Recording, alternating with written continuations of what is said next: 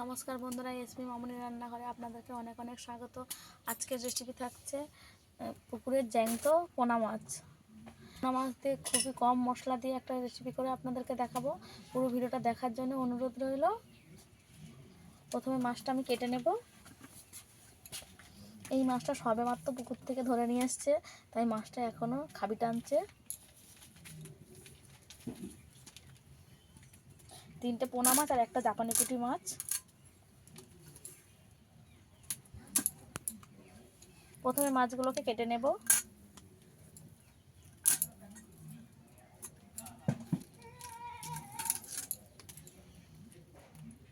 মাছগুলো একটু বড় বড় করে কেটে নেব।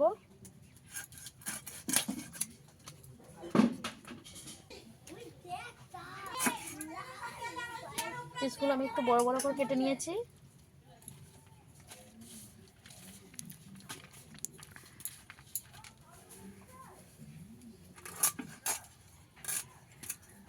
একইভাবে এই মাছটাকেও কেটে নেব।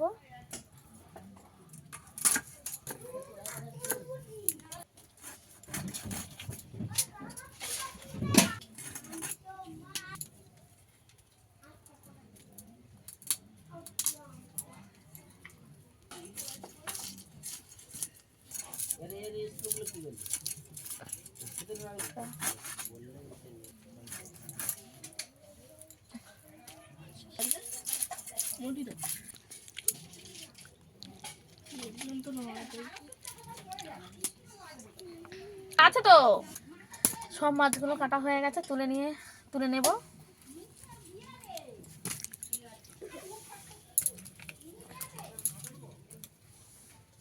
মাছ ধুয়ে নিয়ে ফিরে আসছি রান্নার কাছে। মাছ ধুয়ে নিয়ে চলে এসেছি।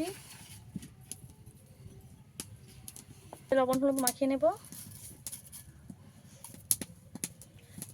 একটু দিয়ে দেবো হলুদ গুঁড়ো, দিয়ে ভালো করে মাছটাকে মেখে নেব।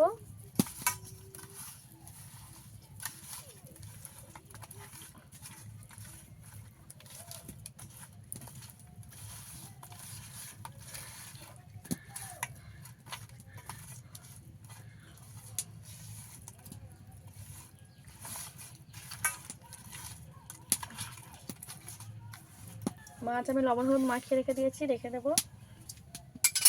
এখানে একটা কলা বসিয়ে দিয়েছি। এদিকে সবজি কেটে নেবো। সবজির মধ্যে কলা নিয়েছি, কলাটাকে কেটে নেব।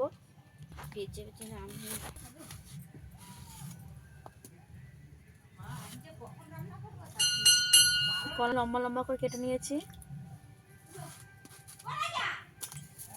জলের মধ্যে একটু হলুদ গুঁড়ো দিয়ে দেবো, যাতে কলার কষ না হয়ে যায়। একইভাবে সব কলাগুলোকে আমি কেটে নেব।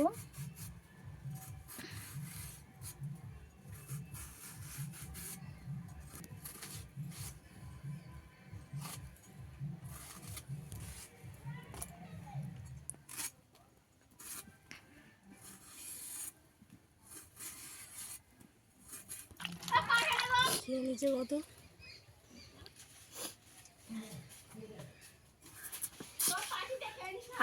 আলুটাকেও কেটে নেব।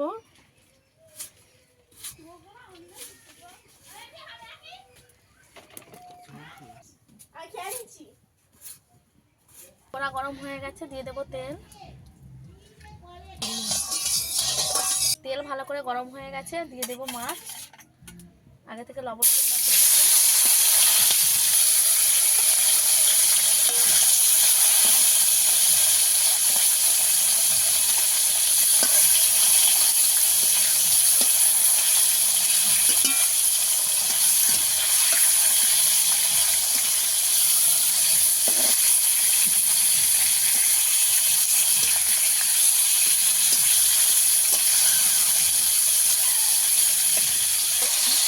ভালো করে উল্টে পাল্টে ভেজে নেব। এই রান্নাটায় আমি বেশি মশলা দেবো না, একদম কম মশলাতে এই রান্নাটা করব। মাছ ভালো করে ভাজা হয়ে গেছে, তুলে নেব।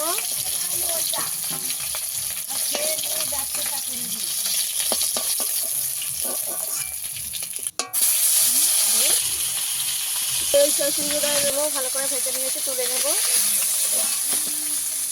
তেলের মধ্যে আরেকটু তেল দিয়ে দেব। ফোড়নে দেব 5 ফোড়ন, এখানে কয়েকটা কাঁচা লঙ্কা আর আলু কলা দিয়ে দেবো।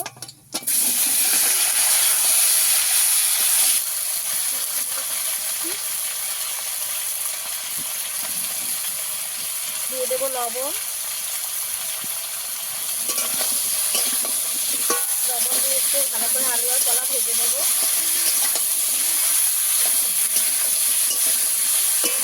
আলু আর কলা একটু ভাজা ভাজা হয়ে গেছে, এবারে হলুদ গুঁড়ো দিয়ে দেবো।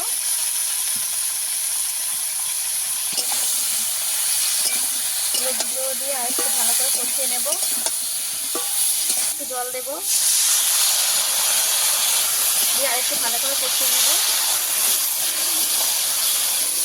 ভালো করে কষানো হয়ে গেছে, দিয়ে দেবো জল।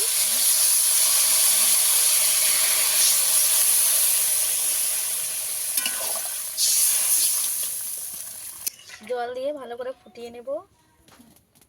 এখানে একটু বেশি পরিমাণে জিরে বেটে নেব। জিরেটা একটু বেশি করে দিতে হবে, এই রান্নাটায় শুধু তো আমি জিরে দেব।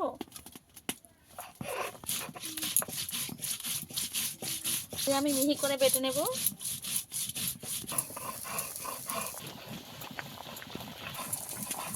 জিরে বাটা হয়ে গেছে, তুলে নেব। আলু কলা ভালো করে সেদ্ধ হয়ে গেছে, এবার দিয়ে দেবো ভেজে রাখা মাছ।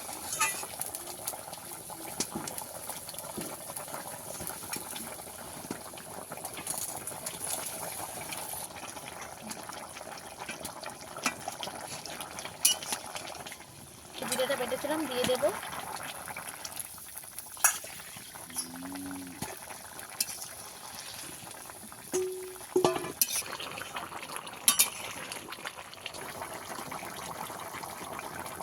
রেডি হয়ে গেছে, নামিয়ে নেব। একদম কম তেল মশলা দিয়ে পুকুর থেকে ধরা জ্যান্ত মাছের ঝোল আমাদের রেডি হয়ে গেছে।